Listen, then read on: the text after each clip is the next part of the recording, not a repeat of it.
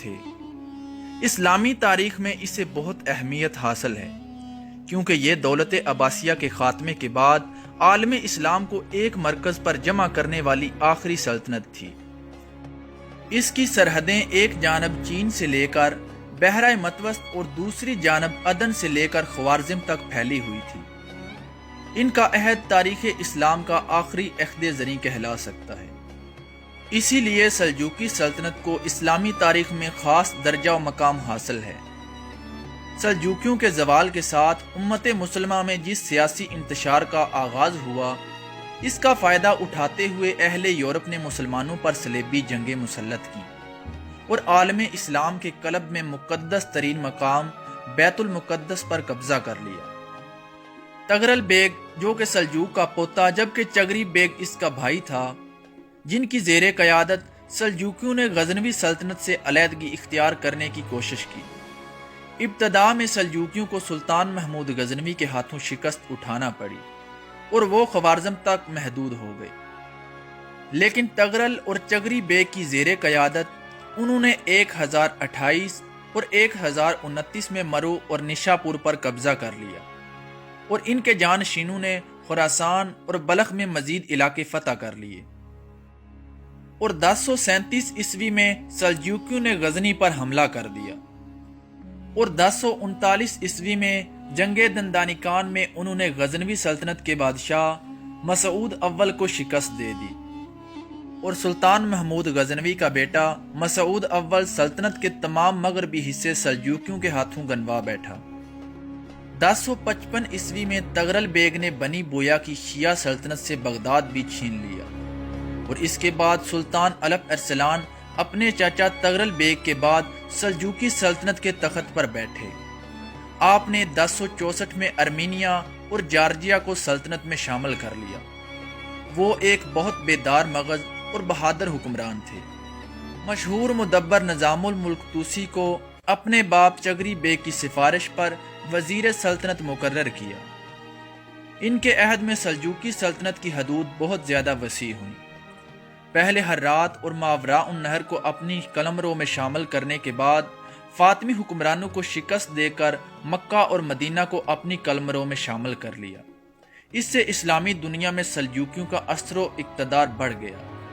اس کے بعد سلطان الپ ارسلان نے بازنطینیوں کو 1071 عیسوی میں ملازگرد کے مقام پر عبرتناک شکست دی اور قیصر روم رومانوس چہارم کو گرفتار کر لیا۔ قیصر روم نے نہ صرف تاوان جنگ ادا کیا اور خراج دینے پر رضامند ہوا، بلکہ اپنی بیٹی سلطان کے بیٹے سے بیعت دی اور ارمینیا اور جارجیا کے علاقے ان کو دے دیے۔ سلطان الپ ارسلان کی شہادت کے بعد آپ کے جانشین ملک شاہ اول اور ان کے 2 ایرانی وزراء نظام الملک توسی اور تاج الملک کی زیر قیادت سلجوقی سلطنت اپنے عروج پر پہنچ گئی، جس کی مشرقی سرحدیں چین اور مغربی سرحدیں بازنطینی سلطنت سے جا ملیں۔ ملک شاہ اول نے دارالحکومت رے سے اصفہان منتقل کر دیا۔ اسی دوران نظام الملک توسی نے بغداد میں جامعہ نظامیہ قائم کیا۔ ملک شاہ اول کے دور حکمرانی کو سلجوقیوں کا سنہرا دور کہا جاتا ہے۔ ملک شاہ اول کے دور میں ہی ایران میں حسن بن صبا نے زور پکڑا، جس کے فدائیوں نے کئی معروف شخصیات کو شہید کر دیا۔ 1092 عیسوی میں ملک شاہ اول کی وفات کے بعد ان کے بھائیوں اور بیٹوں کے درمیان اختلاف کے باعث سلطنت تقسیم ہو گئی۔ اناطولیہ میں کلج ارسلان اول ملک شاہ اول کے جانشین مقرر ہوئے، جس نے سلطنت سلاجقہ روم کی بنیاد رکھی۔ شام میں اس کا بھائی توتش اول حکمران بنا، جبکہ ایران میں اس کے بیٹے محمود اول نے بادشاہت قائم کی، جس کی اپنے 3 بھائیوں عراق میں برقیارق، بغداد میں محمد اول اور خراسان میں احمد سنجر سے تصادم ہوتا رہا۔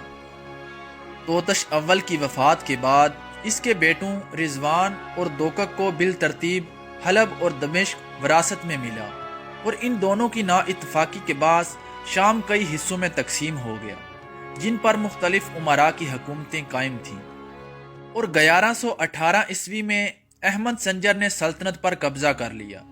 ان کے بھتیجے اور محمد اول کے بیٹے محمود ثانی نے آپ کو تسلیم نہیں کیا اور بغداد میں دارالحکومت قائم کرتے ہوئے اپنے سلطان ہونے کا اعلان کر دیا۔ تاہم 1131 عیسوی میں بالآخر احمد سنجر نے اسے ہٹا دیا۔